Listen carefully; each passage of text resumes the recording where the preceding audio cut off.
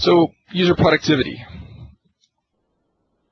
These are typically the most significant of all the benefits generated by going down a mobile line of business solution. On average, users are said to be 14% more productive through a combination of reducing time spent acquiring the information needed for the jobs and increasing the time and ability to provide that information to customers.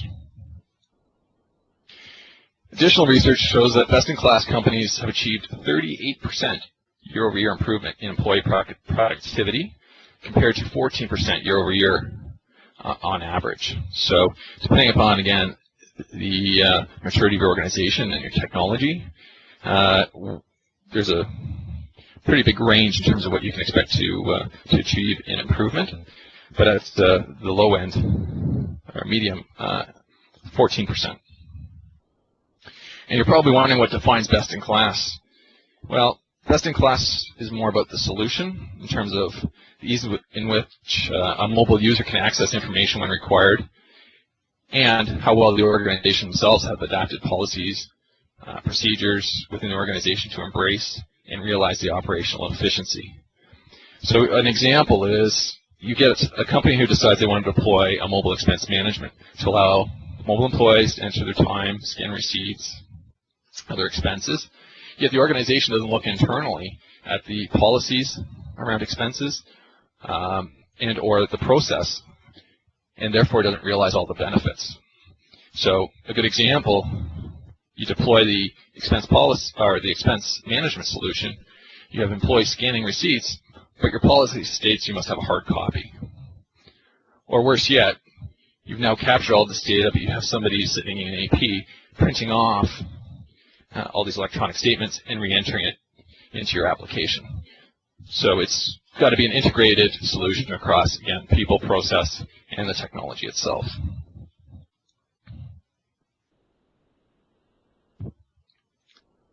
In terms of IT operations costs, on average, account for about 20% of the total savings in a mobility initiative. And why is that? Because you end up changing the way that mobile workers use IT, and therefore traditionally reduce the use of IT. An example, younger generation demographic is used to using a BlackBerry or an iPhone. Applications can be pushed out to these devices remotely and require much less hands-on IT involvement to maintain. When you look at the cost of deploying and supporting a traditional laptop, it's on average about $2,400 per year versus smartphones and the PDAs that can be deployed, as I said, and managed at a fraction of the cost. Things like over-the-air software updates that get pushed out, your remote software installation, much easier on a lot of these mobile devices that are on the market today. Another piece is a lot of benefits in this area were realized with organizations that used relatively off-the-shelf mobile application software versus going down a custom-developed path. If you go down the custom-developed path, you can expect a higher cost to support that, and therefore see lower ROI in this area.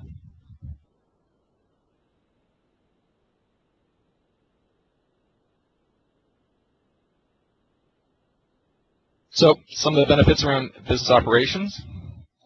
Organizations traditionally see about 17% of the total benefits realized in this area. And that's because a well-deployed line of business application on a mobile platform, if it's done well, it'll automate business processes and it'll increase the information that flows. Back to the example I used earlier around expense automation. If that application is fully integrated with your ERP or other line of business systems, you can eliminate a lot of re-entry of data and move that employee into more of a value-added role in verifying expenses rather than data entry. So you might even realize in that example benefits around reduced expense payout for over mileage and things like that.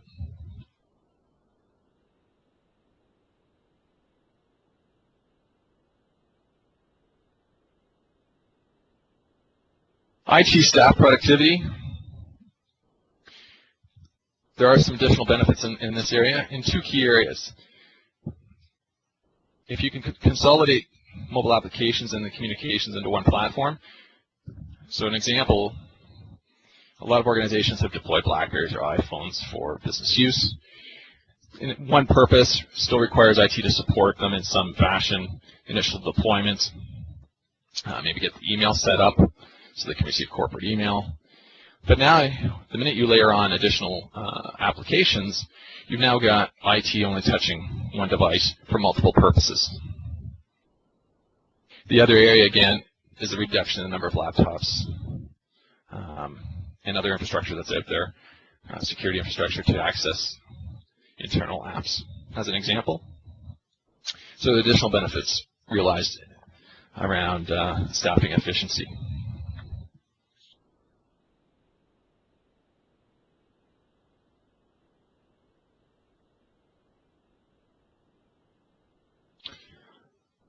This is an interesting one. When we look at increasing revenue or customer profitability, they can be two very distinctly different things. So if you're able to potentially look across and use mobile applications to deliver services to a customer more efficiently.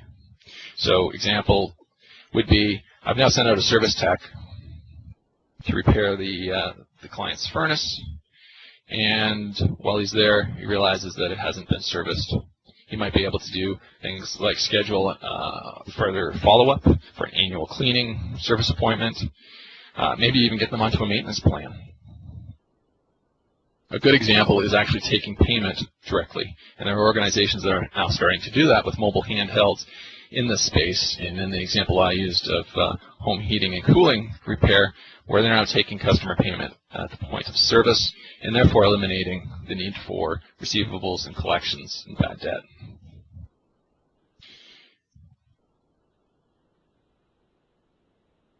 Another area is product demonstration. If you've got salespeople who are out meeting with customers in the field, a good examples, in the oil and gas industry in Alberta, out in the field, and working in a very rugged mobile, and they're trying to explain a concept, a theory, or a product. If they can now pull up an iPad and go through it on the spot, there's less need for that salesperson to go back, gather printed material, maybe follow it up. Even just using that to capture information. It might be this taking a picture of something out in the field that needs to be engineered or repaired, and delivering that back to an office.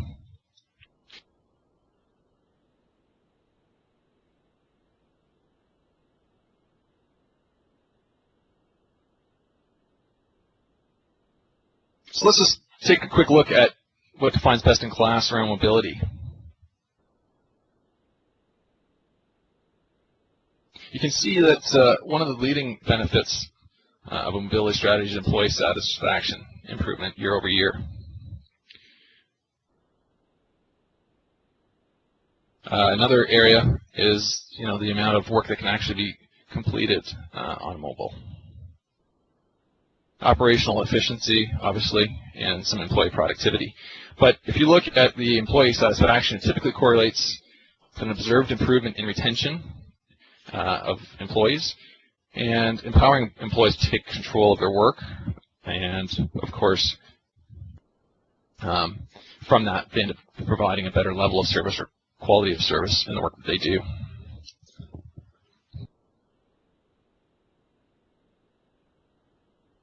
Other things that support best in class are the processes and the organizational support from an executive level. Things such as training, ensuring the performance of the application itself, and the technology itself is adapted for a true mobile strategy. Those are all become positive contributors. And being off-the-shelf software versus custom is also known to generate higher employee satisfaction and define best in class. And that's because an organization typically doesn't have the internal resources available to not only develop the application, but to do the appropriate level of quality assurance and testing. They just can't replicate that in a custom. As well as looking at all of the mobile devices and platforms out there, the resources you need to test against an Apple operating system or an Android or a BlackBerry operating system. It takes just too much that most organizations don't have the resources.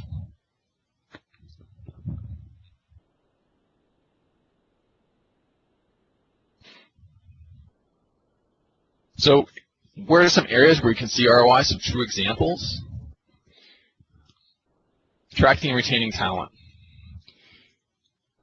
We read it every day. We see it as we bring younger workers into the office environment. Generation X and Y have grown up and expect to use the latest technology and tools to perform their work. That doesn't mean that everybody should necessarily get an iPhone per se, but we have to look at the workforce and the education and leverage that to the best of our ability. And a lot of that is through mobile technology. If you look at the cost of bringing on a new employee, training them, there can definitely be some direct ROI if you can retain your workforce.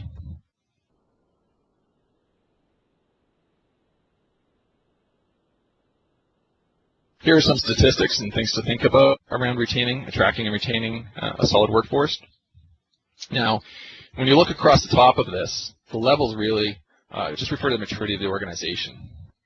And the factors that help determine what level an organization falls into are essentially the strength of the processes, how well they're documented, communicated, and enforced, the culture, compensation benefits, training growth opportunities, and executive support. So regardless of where your organization may fit, you can see there are some real areas that you can look at in how that might help you reduce your costs around attracting and retaining talent with a mobile strategy, whether it be through the annual attrition, number of days to recruit and hire, and an interesting one is the average number of days for a new hire to become productive in your organization. So if you look at your industry and you can come up with a mobile way of using tools and retaining them, there's some definite hard ROIs. Industry regulation and worker health and safety. This is an interesting one, and one of the organizations that I work with became very important. So they had a need to comply with work alone legislation. This is stronger in BC and Ontario than potentially some other provinces. But if you have employees that are working out in the community, and in the example of the organization I was working with on a mobile strategy, they had nurses that delivered care into the community. And they worked alone. They had to be concerned for the healthcare worker's safety in the patient's home.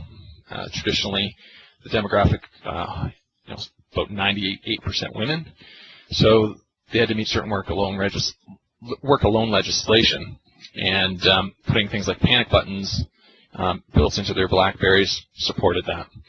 Other examples are using GPS technology to know where they were, so if they hadn't checked into the office in a period of time, they could be located. Similar applications are, engineers in mines, audit advisory service staff, and other emergency services. There's one example where a mine has went to completely wireless technology within the mine to track where their miners are at all times. Historically, in the more traditional method, was using cable, and of course, in a disaster, cable gets cut. So this provided a little bit more of a mesh network to allow them to track their workers. You might have other union and contractual obligations to meet, and again, general employee health and safety.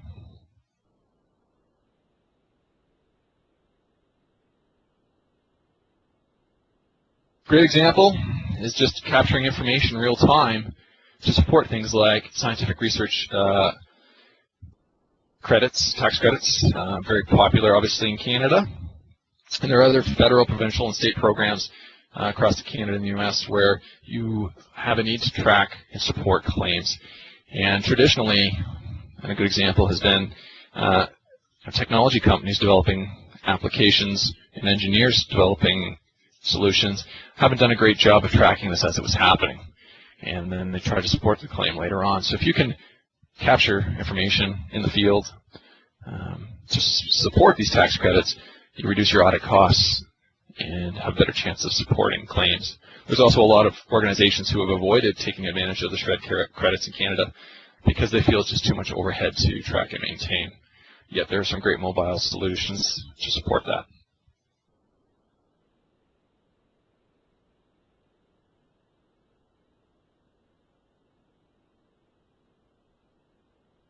Another great area where there's some ROI in mobility is remote diagnosis through handhelds and capturing it, data and information and sending it back. Good example, had a service technician come in to service my furnace, brought in a handheld device, connected it to the furnace, pulled information out of the onboard computer, sent it off to the manufacturer with some codes, returned back to the handheld device the parts that were defective. And what this did was two things. Obviously, happier customer. I know that what I'm paying for to get the one part installed is the correct part. And it reduced the cost and warranty claims for the actual manufacturer in that you didn't have a technician replacing one part to find that wasn't the defective one. It really did reduce the cost of delivering that service for all of the supply chain, the manufacturer, the service tech who's getting paid to do the warranty work, and things like gas and mileage to come back and forth. Another good example is using it in the insurance industry. They've adapted to this very quickly, using it to take pictures of situations, insurance claims, to support and speed up the processing of residential claims for household or for automobile insurance.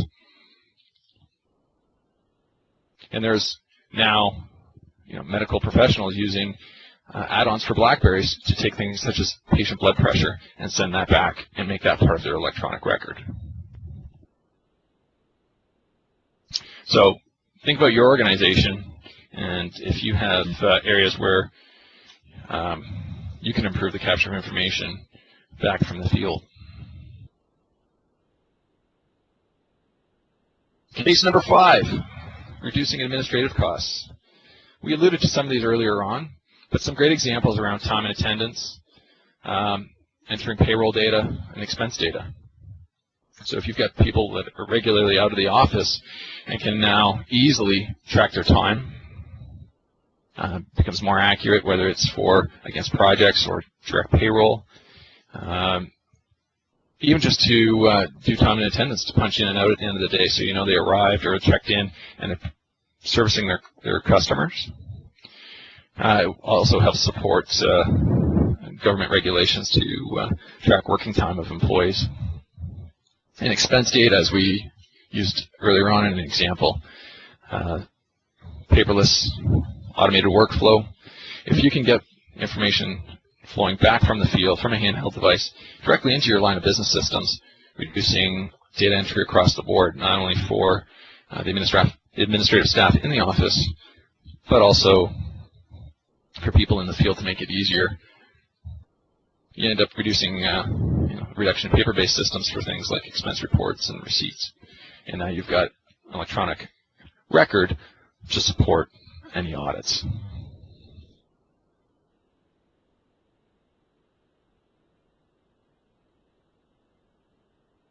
So another ROI real use case, and again, I had worked with a client, and what we did was we used, in conjunction with some of the other pieces of an embedded mobile device. So if you think of what's already embedded into a BlackBerry and iPhone, that's typically a good scheduling calendar. You've got GPS. How can you leverage that? Well, build on top of that an application that allows you to schedule mobile workers, see where they are in their day, and based using GPS, and then either add on an additional call. So if you're loading up your service workers today, and you think they can handle 8 calls in a day, you have no real good sense probably on Are they completing those 8 calls in 6 hours or 7 hours? Is there an extra hour in the day, an extra 2 hours in their day, where you can take on that emergency call and improve the level of service you're providing to a customer in an emergency situation, but also that would help drive additional revenue. Using mobile scheduling and the GPS, you can see where the worker is as they check in to a service call and check out, how long it takes them, where they are in their day, and then, again, take on that extra call. The other piece of it is even just capturing time accurately. If you have a service tech entering manually how long they took on that call, and they're entering, an hour and 10 as an hour on every call, well, potentially there's some lost revenue. And we all try to be good people. We all try to help out the customer. But those decisions might need to be made at a corporate level, not in the field.